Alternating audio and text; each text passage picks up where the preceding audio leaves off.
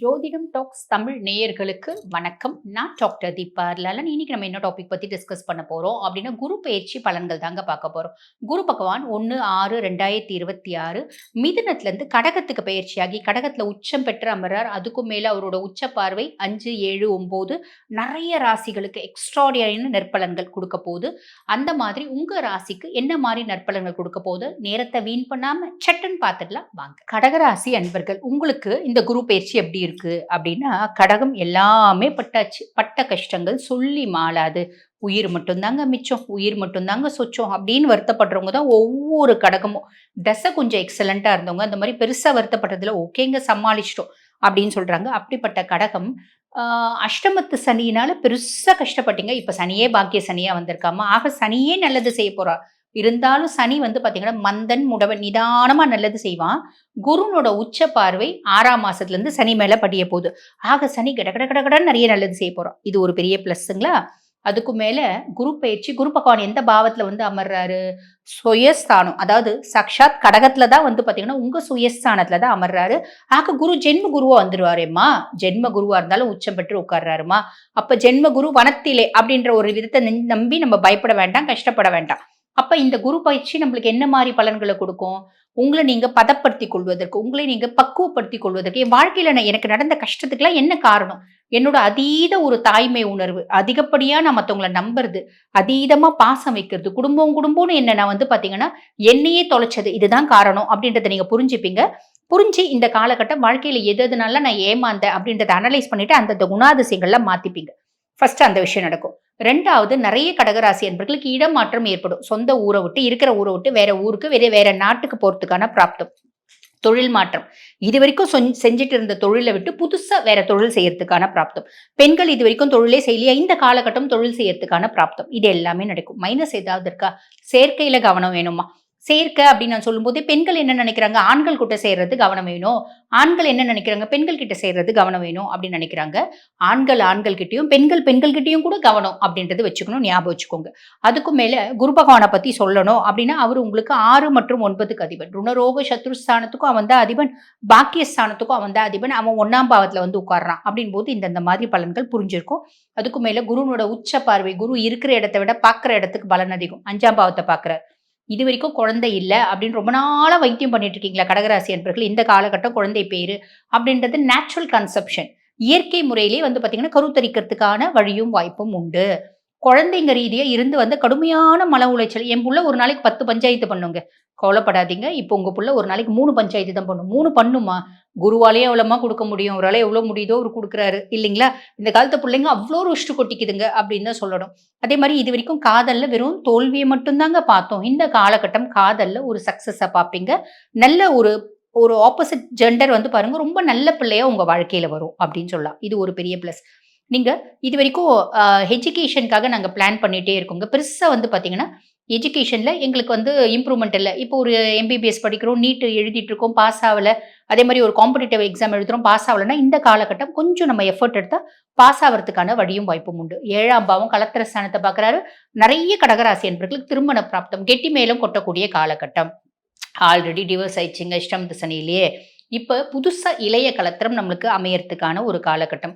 Already கணவன் மனைவி பெருசா ஒத்துமை இல்லைங்க. இப்போ ஓரளவுக்கு ஒத்துமையா இருக்கிறதுக்கான காலகட்டம். அப்ப கூட ஓரளவு தானா அப்படின்னா, குருவால மட்டும் எவ்வளவு குடுக்க முடியும்? அவரால குடுக்க முடியறத அவரு குடுக்குறாரு அப்படின்னு சொல்லலாம். இந்த லவ், ரிலேஷன்ஷிப் இதெல்லாம் பிரேக்கப் அதெல்லாம் பேட்சப் ஆவறதுக்கான காலகட்டம். 9ஆம் பாவத்த பார்க்குறாரு. ஹையர் எஜுகேஷன் போய் படிக்கிறதுக்கான பிராப்தம். எம்பிபிஎஸ் முடிச்சவங்க எம்டி படிக்கணும். 3 வருஷமா எழுதுற இந்த காலகட்டம் சக்சஸ் ஆயிடும். அப்பாக்கு சொல்வாக்கு, செல்வாக்கு அதிகமாகும். அப்பானோட பேரு புகழ் ஓங்கும். உங்களுக்கும் அப்பாக்குமான ஒரு நல்ல உறவு முறை அப்படின்றது மெயின்டெயின் ஆகும். அதே மாரி உங்களோட உங்களுக்கு வந்து பார்த்தீங்கன்னா, பேரு, புகழு, ஒரு சின்ன அளவிலாவது ஒரு மாலை, மரியாதை, அவார்டு, ரிவார்டு இதெல்லாம் கிடைக்கிறதுக்கான வாய்ப்பு. சரிம்மா, எல்லாம் சூப்பரா இருக்குன்னு சொல்லிட்டீங்க. கவனமா இருக்க வேண்டியதும் சொல்லிட்டீங்க. அ இப்ப நாங்க வந்து பார்த்தீங்கன்னா, வழிபாடு அப்படின்னும்போது நாங்க என்னம்மா வழிபாடு பண்ணலாம்? அப்டின்னா ரொம்ப சிம்பிள்மா. ஜென்ம குரு அப்டின்னும்போது, அவர் வந்து உச்சம் பெற்று தான் இருக்காரு. இருந்தாலும் நம்ம திருவழிதாயம், இப்ப இங்க சென்னை பக்கத்துல இருக்கவங்க, பாடி சரவணா ஸ்டோர்ஸ் பக்கத்துல திருவழிதாயம் இருக்கு. அங்க திருவழிதாயம் சிவஸ்தலம். அங்க போயிட்டு வந்து பார்த்தீங்கன்னா, நம்ம திருவல்லீஸ்வரர வழிபாடு பண்ணிட்டு, அம்பிகைய வழிபாடு பண்ணிட்டு, குரு பகவான வழிபாடு பண்ணிட்டு வர்றது உன்னதமான பலன்கள குடுக்கும்மா. வாழ்த்துக்கள். சரி, இப்ப மார்க் எங்களுக்கு குடுக்குறீங்க, பெர்சன்டேஜ் விகிதத்துல அப்டின்னா எவ்வளோம்மா குடுப்பீங்க? அப்டின்னா 80% குடுக்கலாமா? வாழ்த்துக்கள். பொதுவா இந்த குரு பயிற்சி வந்து பாருங்க, எல்லாராலயும் உன்னித்து கவனிக்கக்கூடிய ஒரு பயிற்சி அப்படின்னு சொல்லலாம். பொதுவா சனி பெயர்ச்சி எல்லாரும் பயந்து சனி நம்மளுக்கு என்ன பண்ண போறாரு அப்படின்னு பயந்து பார்ப்பாங்க. ஆனா குருவ பொறுத்தவரைக்கும், குரு நம்மளுக்கு என்ன நல்லது செய்வாரு? எந்தெந்த விதத்துல நல்லது செய்வாரு? அப்படின்னு ஆசையா பார்ப்பாங்க அப்படின்னு சொல்லலாம். சரி, காரணம் என்ன? குரு பகவான் வந்து பாருங்க, தேவகுரு, ப்ரஹஸ்பதி, முழு சுபர். அவரு ஒருத்தவங்களுக்கு கெடுக்கணும் அப்படின்னு ஏதாவது செஞ்சா கூட கெட்டாலும் மேன்மக்கள் மேன்மக்களே அப்படின்ற விதத்துல தான் அவர் கெடுப்பார். கெடுக்க மாட்டாரு.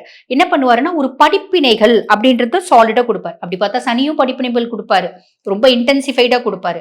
நம்ம முடியல அப்பா, மூச்சு முட்டுதுப்பா, தாங்க முடியலப்பா அப்படின்னு வருத்தப்படுவோம். ஆனா குரு குடுக்கக்கூடிய படிப்பினைகள் அப்படின்றது வேற. அதுக்கும் மேல குருனோட பார்வை அப்படின்றது பயங்கர நல்லது செய்யுங்க. இதுக்கு ஒரு கதையே இருக்கு. அந்த கதையை ரொம்ப ஷார்ட்டா சொல்றேன். ஒரு முறை என்ன ஆகுது, தேவேந்திரன் வந்து குரு பகவான் கிட்ட வந்து ஜோதிடம் பயில போறார். பயின்ற போன பின்னாடி அப்ப குரு பகவான் எல்லாத்தையும் சொல்லி குடுத்துடுறாரு. தேவேந்திரனுக்கு தான் என்ற அகங்காரம் அதிகரிக்குது. அப்ப குரு கிட்ட சொல்றாரு, நான் இப்ப பயங்கரமா உங்கள விட ரொம்ப திறமைசாலியா மாறிட்டேன். அப்படின்னும் போது ஜோதிடத்துல அப்படின் போது குரு சொல்றாரு, சரி ஒரு குழந்தை ஒரு அந்த காலத்துல குழந்தை ஜனிக்குது. இந்த குழந்தையினோட ஜாதகத்தை நீ கணிச்சு சொல்லு அப்படின்னும் போது அவர் சொல்றாரு, இந்த குழந்தை இந்த காலகட்டம், இந்த நாள், இந்த நேரம் இந்த குழந்தைக்கு மரணம் சம்பவிக்கும். இதுதான் இந்த ஜோதிட சாஸ்திரம் சொல்றது அப்படிங்கிறாரு. சரி அப்படின்றாங்க. அந்த நேரம், அந்த க்ஷணம் தேவேந்திரன் குறிக்கப்பட்ட நேரத்துல குரு பகவானும் தேவேந்திரனும் அந்த குழந்தைக்கு பக்கத்துல போய் நிக்கிறாங்க. நிக்கும்போது அந்த குழந்தை வந்து ஒரு யானையில அது வந்து பாத்தீங்கன்னா ஆடிட்டு இருக்கு. அந்த யானைக்கு மேல கட்டை வைப்பாங்க பாத்தீங்களா? அந்த கட்டையில ஒரு பெரிய நாகம், கருநாகம் அதுல சுத்திட்டு இருக்கு. சுத்திட்டு இருக்கும்போது தேவேந்திரன் சொல்றாரு, "இது பாருங்க, இன்னும் இத்தனை நொடியில அந்த குழந்தை மரணம் சம்பவிக்கும்" அப்படிங்கிறாரு. அப்ப குருவும் பாக்குறாரு, தேவேந்திரனும் பாக்குறாரு. அந்த குழந்தை சாகவே மாட்டேங்குது. மாறா என்ன நடக்குது அப்படின்னா, அந்த குழந்தை தூங்கிட்டு இருந்த குழந்தை எழுந்து கால சக்கு சக்கு சக்குன்னு உதைக்குது. உதைக்கும் போது அந்த யானை வந்து சுத்தி சுத்தி அந்த கட்டையில அந்த பாம்பு மாட்டி செத்து போயிடுது. அப்ப தேவேந்திரன் சொல்றாரு, இது என்ன புதுசா இருக்கு? நான் கணிச்ச ஆருடம் தப்பா போயிடுமா? இது எப்படி? சாத்தியமே கிடையாது அப்படின்னும் போது, ஜாதகத்துல குழந்தைக்கு குருனோட பார்வை இல்லையே அப்படிங்கிறாரு. அப்ப குரு பகவான் சொல்றாரு, கட்டத்துல குருனோட பார்வை இல்ல. நான் இங்க தானே இருக்கேன். என்னோட பார்வை அந்த குழந்தை மேல பதியுது இல்ல. அப்ப அந்த குழந்தை உயிர் எப்படி பறிக்கப்படும்? யமதர்மனால எப்படி அந்த உயிரை வந்து கொண்டு போக முடியும்? அப்படிம்பாரு. அந்த மாதிரி இந்த குருனோட பார்வை அப்படின்றது உன்னதமான பலன்களை கொடுக்குங்க. இந்த வருடம் குரு பயிற்சி 12 வருடத்துக்கு ஒரு முறை வரக்கூடிய ஒரு பிரம்மாண்டமான குரு பயிற்சி. எப்படி? ஒவ்வொரு ராசிலையும் குரு பகவான் ஒவ்வொரு வருஷம் வந்து பாத்தீங்கன்னா சஞ்சாரம் பண்ணுவாரு. கடகத்துல 12 வருஷத்துக்கு ஒரு முறை தான் வராரு. ஆக 12 வருஷத்துக்கு ஒரு முறை வந்து உச்சம் பெற்று அமர்றாரு. அவருடைய பார்வை 5, 7, 9 உச்ச பார்வை. ஆக உச்சம் பெற்று இப்ப கடகத்துல அமர்ந்திருக்காரு. அதுக்கும் மேல அவரோட பார்வையும் வந்து பாத்தீங்கன்னா எல்லா ராசிக்கும் நல்லது செய்ய போகுது. முக்கியமா அவருடைய 9ஆம் பார்வை, உச்ச பார்வை சனி மேல படிய போகுது. அப்ப மேஷராசி அன்பர்களுக்கு சனி பகவான் 7 நாட்டு சனியா இருக்காரு. அதுக்கும் மேல நம்ம வந்து பாத்தீங்கன்னா கன்னி ராசி அன்பர்களுக்கு கண்டக சனியா இருக்காரு. தனுசு ராசி அன்பர்களுக்கு அர்த்தாஷ்டம சனியா இருக்காரு. கும்பராசி அன்பர்களுக்கு வந்து பாத்தீங்கன்னா இவரு பாத சனியா இருக்காரு. அதே மாதிரி மீன ராசி அன்பர்களுக்கு ஜென்ம சனியா இருக்காரு. இந்த மாதிரி சனி பகவான் கெடுக்கணும் அப்படின்ற ராசிகளுக்கு மேல முக்கியமா ஒரு ராசி சிம்ம ராசியை விட்டுட்டோமே, முக்கியமா ரொம்ப கஷ்டப்படக்கூடிய ராசி அதுதானே. சிம்ம ராசிக்கு அஷ்டம சனியா இருக்காரு. ஆக இந்த 6 ராசிகளுக்கும் சனி பகவான் கெடுக்கணும் அப்படின்னு கங்கணம் கட்டிட்டு இருக்காரு. குருனோட 9ஆம் பார்வை அவர் மேல படுறதுனால சனி கட்டுண்டு கிடப்பாரு. Almost nullify ஆயிடுவாரு. சனினால வரக்கூடிய எந்த விதமான கெடுபலன்களும் இந்த ராசிக்கு வரப்போறது இல்ல. மீதி இருக்க ராசிக்குலாம் அவர் நிறைய நல்லது செய்ய போறார். குருனோட பார்வை இருக்கிறதுனால இன்னும் கொஞ்சம் நல்லதை சட்டு சட்டு பட்டு பட்டுன்னு நிறைய நல்லது செய்ய போறார். ஆன் தி ஹோல் 12 ராசிகளுக்கும் குரு பயிற்சி நல்லா இருக்கு. இப்ப தனுசுக்கு அவர் அஷ்டம குருவா வந்தாலும் உச்சம் பெற்றிருக்கார். அவருடைய உச்ச பார்வை நிறைய நல்லது செய்ய போகுது. ஆக இந்த குரு பயிற்சி எல்லாருக்கும் நிறைய நல்லது மட்டுமே நடக்க போகுது. கவலையே பட வேண்டாம், தைரியமா இருக்கு. இப்ப நான் சொன்னது வந்து பாத்தீங்கன்னா கோச்சார பலன். பொதுவா குரு பயிற்சி ஒவ்வொரு ராசிக்கும் என்னென்ன மாதிரி நற்பலன்கள் கொடுக்க போறாங்க அப்படின்றத சொல்லிட்டேன். இதுக்கும் மேல குரு பயிற்சி என்னுடைய சுய ஜாதகத்துக்கு எப்படிமா இருக்கும்? தசநாதன் என்ன பாவத்துல இருக்கா? வலுத்து இருக்கானா? 1, 5, 9 நட்சத்திர சாரங்கள் வாங்கி இருக்கானா? பாபர்னோட பார்வை இருக்கா? சுபர்னோட பார்வை இருக்கா? இப்படி ஏகப்பட்ட விஷயம் இருக்கு. அந்த மாதிரி என்னோட சுய ஜாதகத்தை நான் அனலைஸ் பண்ணிக்கணும் அப்படின்னு விருப்பப்பட்டாலும், நான் பலமுறை அனலைஸ் பண்ணிட்டேன். இந்த காலகட்டம் எனக்கு எப்படி இருக்கணும் எக்ஸாக்டா தெரிஞ்சுக்கணும் அப்படின்னு விருப்பப்பட்டாலும், இன்னும் எத்தனையோ விதமான பிரச்சனைகள் இருக்குமா? அதுக்கெல்லாம் இந்த காலகட்டமாவது தீர்வு கிடைக்குமா? இந்த வருஷம் குரு பயிற்சியாவது எங்களுக்கு நல்லது செய்வாரா குரு பகவான்? அப்படின்ற பல கேள்விகளுக்கு பதில் வந்து பார்த்தீங்கன்னா, உங்க சுய ஜாதகத்த பார்த்தா தெரியும். என் சுய ஜாதகத்த அனலைஸ் பண்ணிக்கணும் அப்படின்னு விருப்பப்படுறீங்கன்னா, நான் பேசிட்டு இருக்கும்போதே என்னோட வாட்ஸ்அப் நம்பர் டிஸ்ப்ளேல குடுத்திருப்பாங்க. அந்த வாட்ஸ்அப் நம்பருக்கு கால் பண்ணி அப்பாயின்ட்மென்ட் ஃபிக்ஸ் பண்ணி என்கிட்ட பேசிக்கலாம். Thank you.